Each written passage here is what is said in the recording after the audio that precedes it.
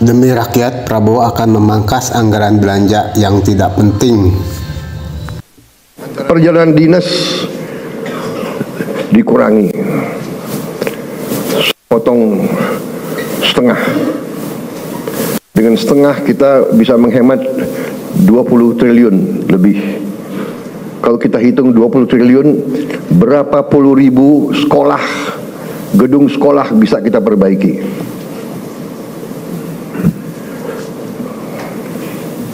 Jadi saya katakan benar-benar bahwa saya sangat serius dalam hal ini. Saya minta loyalitas semua menteri, semua kepala badan untuk patuh dalam hal ini, ya. Dan saya terima kasih kepada tim keuangan yang telah menjalankan penyisiran, kajian terhadap anggaran sampai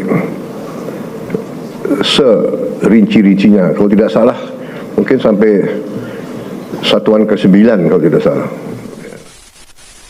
Kalau postur diusahakan tidak, tapi kan nanti kita juga akan sampaikan ke DPR pada saat nanti kan pergerakan kan postur bukan hanya karena impres ini kan, tapi dari impres insya Allah enggak, karena kan itu melakukan dinamika dari belanja saja, tapi dari proyeksi penerimaan dan kemudian bagaimana eksekusi belanja itu kan yang biasanya nanti kami sampaikan dalam laporan semester ke DPR.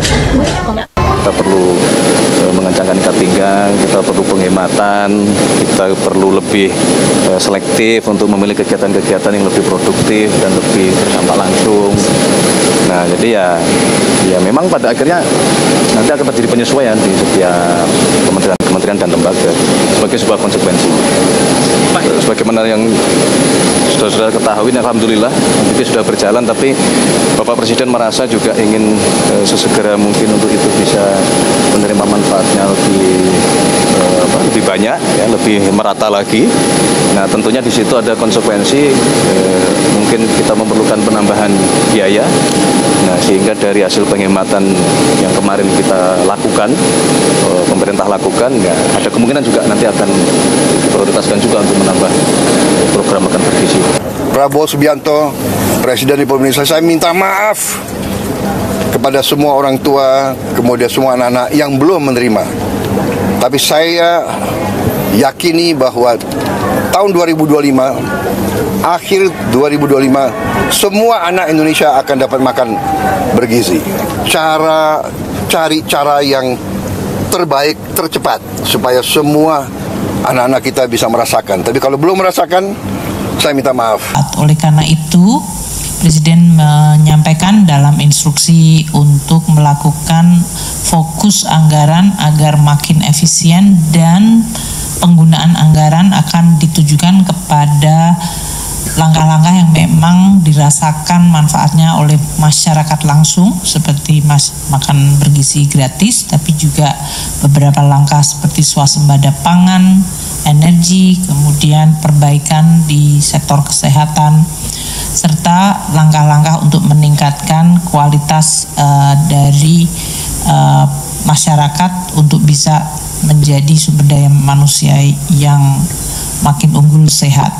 Anggap tidak langsung dirasakan manfaatnya dan dilihat cukup besar di dalam APBN dari masing-masing kementerian lembaga, seperti kegiatan seremonial, seperti acara halal bihalal, serah terima, dan lain-lain, rapat, seminar, kajian, analisis, pengadaan diklat, honor untuk kegiatan, jasa profesi, percetakan, dan souvenir. Di era yang digital ini masih ada beberapa yang melakukan anggaran untuk pencetakan, sewa gedung, kendaraan, peralatan, kemudian jasa-jasa konsultan, belanja lainnya, termasuk belanja-belanja yang selama ini digunakan kementerian untuk memberikan beberapa bantuan pemerintah, maintenance, perawatan dan pemeliharaan, perjalanan dinas, ini yang sudah berkali-kali disampaikan. Itulah yang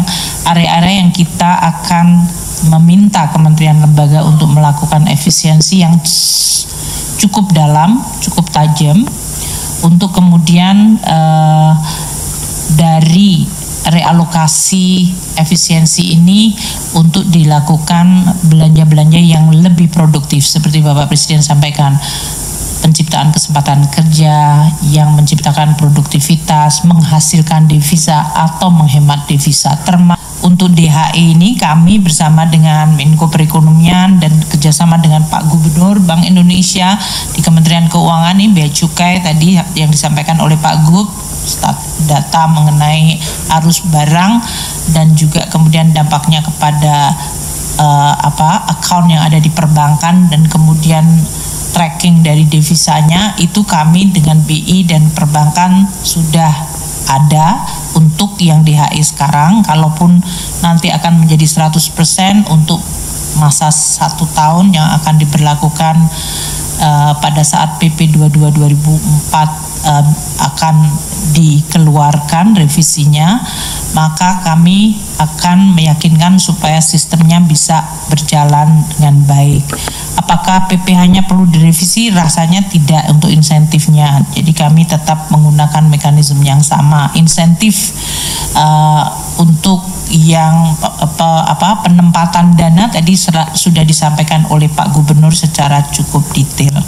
Pertanyaan kedua mengenai berbagai kebijakan insentif fiskal 2025 yang saat ini masih di dalam proses untuk penyelesaian. Jadi saya sudah menjawab ya untuk PPN DTP mobil listrik, PMK untuk insentif PPh pasal 21, DTP dan PPN untuk rumah sekarang sedang di dalam proses. Saya berharap sih bisa selesai bulan Januari ini.